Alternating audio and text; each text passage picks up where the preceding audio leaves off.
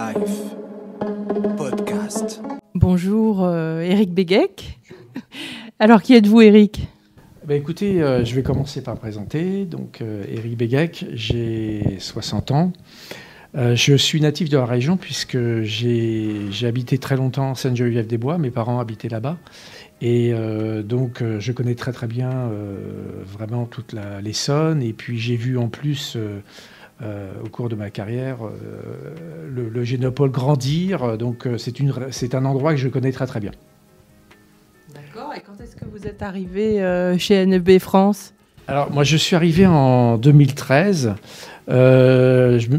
Après une longue carrière, disons, dans l'industrie, dans des grandes sociétés, j'ai voulu travailler pour une plus petite société. Et donc, je suis arrivé... Enfin, ce qui était assez particulier, c'est que le jour où je suis arrivé chez NEB, il y a eu une tempête de neige. Et ça a été particulièrement difficile de venir chez NEB, puisque j'ai mis près de 2 heures pour venir chez NEB, en fait. Donc, c'était mon premier contact avec NEB. Alors, vous êtes dit, oh là là, quel microclimat sur Génopole. Comme je connais la région, ce n'était pas vraiment un problème de microclimat. C'était juste, disons, le pur hasard, en fait. Donc, voilà. Donc, cette année, NEB a 10 ans. Est-ce que vous pouvez nous en dire un petit peu plus sur cet anniversaire ? Écoutez, alors déjà 10 ans en France, c'est déjà très important pour nous. La société mère existe depuis 1974, donc c'est une des premières sociétés dans les biotechnologies. NEB France, ça fait 10 ans simplement, mais 10 ans, ça fait depuis très longtemps finalement pour quelqu'un qui travaille dans le domaine. Ce qui est surtout important, c'est que au départ, ça a été de trouver un site, de venir ici, ensuite de recruter des collaborateurs. Il y a eu vraiment un long cheminement pour arriver à ce qu'on est aujourd'hui. Donc ce fut vraiment une aventure en fait. Et vous êtes combien aujourd'hui ? Alors, au niveau de l'effectif, nous sommes 12 personnes. Si on compte les alternants, il y a 3 personnes de plus, donc nous sommes à 15. Et si on tient compte aussi des gens de Biosupport qui travaillent pour nous, puisqu'il y a quelques personnes de Biosupport, donc qui est un groupement d'employeurs sur le site d'Evry, eh bien, nous montons à 18 personnes. 18 personnes, d'accord. Et qu'est-ce que fait NEB précisément ? Alors, NEB, c'est une société... qui vend des réactifs de biologie moléculaire. En fait, nous sommes un fabricant d'enzymes qui manipulent les acides nucléiques, et nous sommes mondialement connus dans ce domaine-là parce que nous travaillons dans ce domaine-là depuis près de 40 ans. Donc, ce que nous faisons en France, c'est essentiellement de la vente, mais aussi du support technique à nos clients. Et donc, vous êtes présent dans tous les laboratoires de France et de Navarre, j'imagine ? Alors, nous sommes présents, nous sommes répartis. Bien sûr, nous avons des commerciaux qui sont basés dans les grandes villes universitaires, et nous sommes présents pratiquement dans tous les labos de France. Tous les labos qui font de la biologie moléculaire connaissent effectivement NEB. Donc à Génopole, a fortiori, j'imagine. Donc quels sont vos objectifs pour les années en cours, vos ambitions ? Est-ce que vous pouvez nous en dire un petit peu plus sur le développement de NEB ? Alors, il y a quelques années, je me souviens, j'avais fait un article dans Biotech Finance. C'était un spécial sur le Génopole, sur la médecine prédictive. Et c'était je crois que c'était en 2015, je crois. Et j'avais dit qu'en 2020, on ferait 6 millions de chiffres d'affaires. En fait, on a atteint les 6 millions d'euros de chiffre d'affaires. Donc, ce que j'espère d'ici 5 ans, c'est encore multiplier par 2 notre chiffre d'affaires. Donc, j'espère d'ici 5 ans faire 12 millions d'euros de chiffre d'affaires. D'accord, c'est un beau challenge. Est-ce que vous pensez que la certification B Corp que vous avez récemment obtenue va vous aider dans cet objectif ?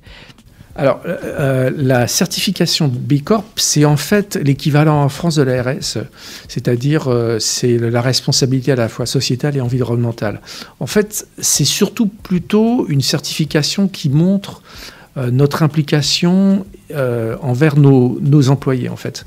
Et c'est surtout aussi pour montrer aussi que nous sommes très attachés aux questions d'environnement. D'ailleurs, pour vous donner juste un exemple très simple, toutes les expéditions que nous faisons chez nos clients sont faites dans des boîtes qui sont entièrement recyclables. Donc nous essayons de pousser à un maximum la recyclabilité de tous nos produits, en fait.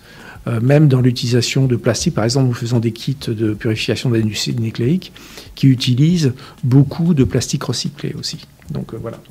D'accord, donc même dans les emballages, on va dire, de vos produits, vous cherchez à avoir une dimension environnementale. Tout à fait. C'est vraiment une question très importante pour nous. Notre fondateur, Donald Combe, qui est décédé malheureusement l'année dernière, était quelqu'un aussi qui était très attaché.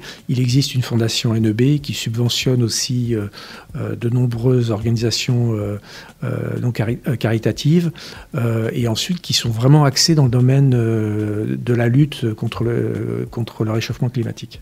Donc NEB, vous écrivez sur votre site que ça a été créé par des chercheurs pour les chercheurs.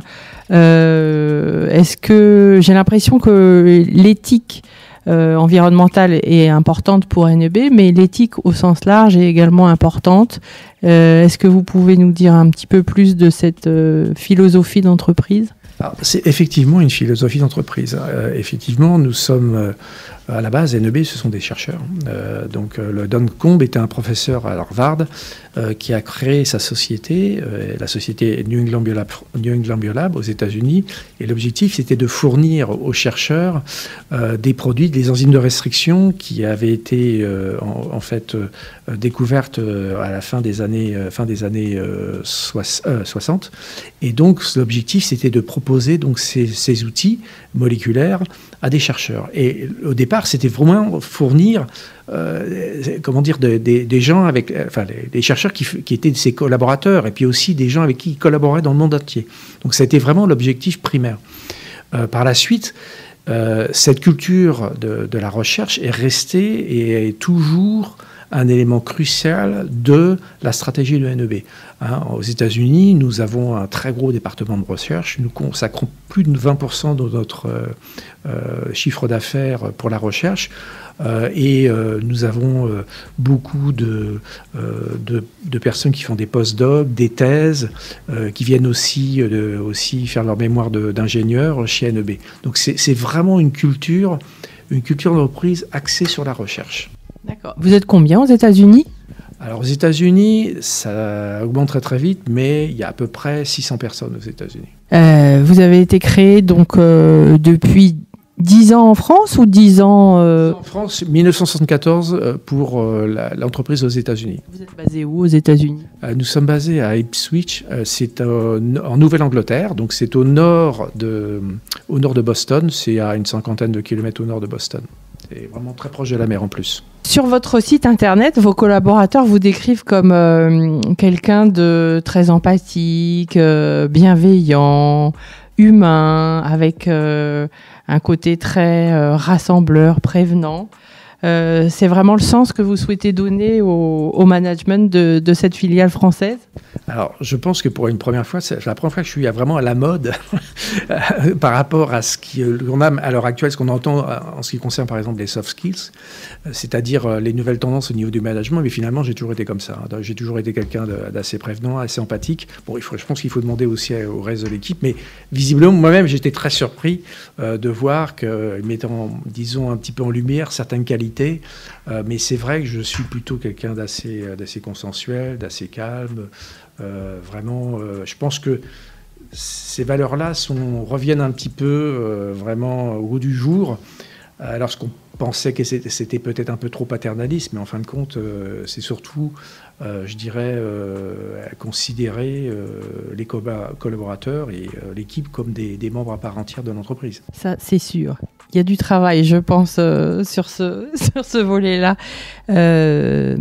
Du coup, est-ce que vous allez recruter des nouveaux collaborateurs pour votre croissance espérée, ou est-ce que c'est à l'horizon ou pas du tout ? Bien sûr, nous allons recruter au fur et à mesure des collaborateurs. Bon, nous avons déjà 2 postes qui sont en cours de recrutement, d'une personne qui devrait nous rejoindre au 1er juillet. J'en ai une autre personne qui devrait nous rejoindre probablement d'ici le 1er septembre. On a prévu quelques recrutements l'année prochaine aussi. Donc on recrute. On ne recrute pas pour le plaisir de recruter. On recrute vraiment quand on a besoin de personnes. Et puis on essaie de recruter des gens un petit peu différents par rapport au reste de l'équipe pour apporter d'autres qualités en fait. Donc vous êtes installé à Génopole depuis 2011. Est-ce que vous pouvez nous raconter un petit peu comment s'est passée cette installation ? Alors l'installation au Génopole, c'est... alors je n'étais pas là à l'époque, puisque ça s'est passé en 2010. Et en fait, mes collègues anglais et allemands et mon chef qui est basé aux États-Unis ont cherché des locaux dans la région parisienne, parce que c'est en France, en général, quand on cherche des locaux pour une société, en général, ça reste toujours dans la région parisienne. Et dû à l'attraction de Paris, en fait. Et donc, c'est en cherchant des locaux, Paris, c'était très cher. Ils ont regardé au nord de Paris, à l'est de Paris, à l'ouest de Paris. Et puis, finalement, ils ont eu contact avec un chargé d'affaires du Génopole. Et disons, ce cluster, vraiment, qui est vraiment dédié à tout ce qui est biotechnologie, a vraiment séduit mon chef et puis aussi les autres personnes qui étaient impliquées. Et c'est vrai que ce qui a été bien aussi, c'est qu'on a commencé par un petit bureau qui a été loué dans le centre d'affaires du côté de la SEM. Et ensuite, on a pris des plus grands locaux pour une équipe un petit peu plus importante, pour 5-6 personnes. Et quand je suis arrivé en 2013, il était important de déménager. Et c'est vrai que ça a été le déménagement et aussi la création de nouveaux locaux sur mesure a été vraiment facilité grandement au niveau du Génopole. Donc ça a été plutôt, je dirais, vraiment une réussite à la fois de venir au Génopole et de pouvoir grandir au fur et à mesure. Ça a été vraiment quelque chose d'assez important pour nous. Et c'est vrai que la gentillesse, aussi les services qui étaient à disposition, le fait qu'on avait accès à un restaurant d'entreprise, le fait d'être aussi au milieu de nos clients était vraiment hyper important. Évry aussi quand même bien desservi. Vous avez une gare qui est très très proche du Génopole. C'est très important et la plupart des collaborateurs de l'équipe sont vraiment autour du Génopole, enfin sont dans l'Essonne et vivent pas très loin du Génopole. C'est vrai qu'il y a un bassin d'emploi assez important à Génopole et on le constate sur le campus. C'est vraiment ce que les sociétés nous racontent. J'imagine qu'il y a plein de sociétés partenaires des produits, qui sont utilisatrices des produits de NEB à Génopole. Oui, tout à fait. Alors, en fait, nous avons pendant très longtemps partagé des locaux avec Integragen, ce qui a un peu facilité nos relations. Bon, Integragen, c'est une société qui fait beaucoup de séquençage acide nucléique. Donc, en fait, on a été vraiment... on a pu discuter ensemble très facilement.